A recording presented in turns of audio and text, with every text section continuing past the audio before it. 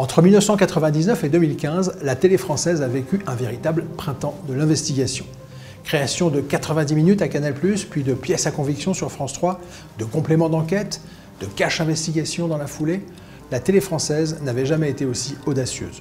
Journalistes de plus en plus professionnels, enquêtes pouvant aller jusqu'à 1 an, consortium de journalistes internationaux avec des confrères comme Paul Moreira, Stéphane Aumont, Hervé Brusini, Élise Lucet, Benoît Duquesne ou Tristan Valex, Canal+ et France Télé ont entrouvert des portes jusque-là bien verrouillées.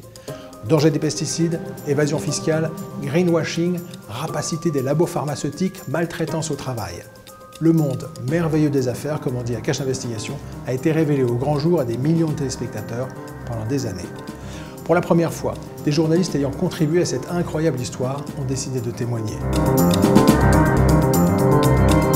Les meilleures enquêtes qui ont été faites sur les boîtes privées et sur les milliardaires, elles ont quand même été faites par le service public. Elles n'ont pas été faites par TF1, elles n'ont pas été faites par M6. Ça, pour faire des sujets sur la meilleure pizza de Paris et la foire aux olives à Bandol, là, ils sont bons. Mais c'est pas eux qui vont enquêter sur Sarko, sur Macron, sur Collère, sur Dati. Là, il n'y a personne. Hein. Donc, c'est le service public qui fait ce travail-là.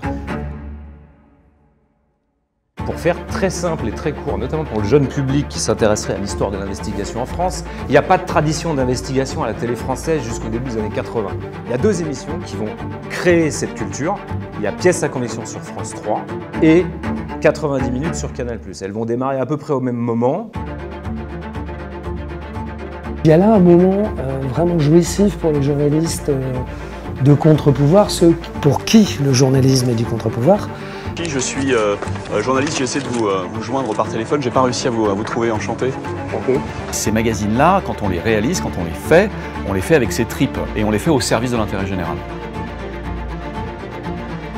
En 2014, une ONG spécialiste de l'évasion fiscale révèle que le groupe LVMH est un champion des paradis fiscaux. Moi, j'avais le sentiment d'être à ma place de journaliste. Je faisais mon boulot de journaliste qui consiste à éclairer quand même ce qui concerne les citoyens, à savoir où va l'argent qui devrait aller dans les caisses de l'État.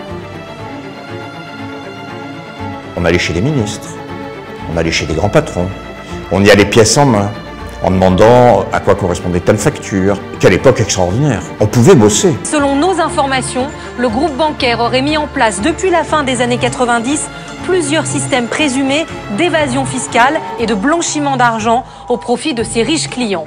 Selon nos informations, les enquêteurs ont identifié à ce jour une douzaine d'évadés fiscaux français présumés. L'affaire du Crédit Mutuel, c'est le début de la reprise en main de Canal+, d'un point de vue totalitaire. Ce film a eu un parcours atypique, il était programmé sur Canal+ en mai dernier, il a été déprogrammé, on le diffuse aujourd'hui sur le service public, sur France 3. Le service public, à cette époque-là, permettait qu'on rachète des enquêtes qu'une chaîne privée comme Canal+ ne voulait plus diffuser, quoi. Est-ce que vous savez pourquoi cette déprogrammation a été décidée? Quand Spécial Investigation a disparu, on a quand même senti qu'un arrêt de mort avait été signé sur l'investigation en France et que ça commençait avec Bolloré chez Canal, quoi. Est-ce que là, par contre, il n'y a pas une conjonction volontaire entre l'opération Canal qui est brisée d'un côté et la prise en main par Ernotte qui décide de diriger d'une poigne de fer la production de France Télévisions? On continue à avoir de l'investigation, mais pour être en info, de manière très raisonnable, et pas plus que ça, alors qu'en fait, les téléspectateurs et les téléspectatrices ne demandent que ça marche très très bien. Qui sont les journalistes qui ont mené ces incroyables enquêtes? Comment se sont-ils battus en coulisses, parfois au détriment de leur vie privée, pour parvenir à vous révéler le vrai visage de la France? Pour financer ce documentaire refusé par toutes les chaînes, on n'a plus qu'une seule solution, faire appel à vous.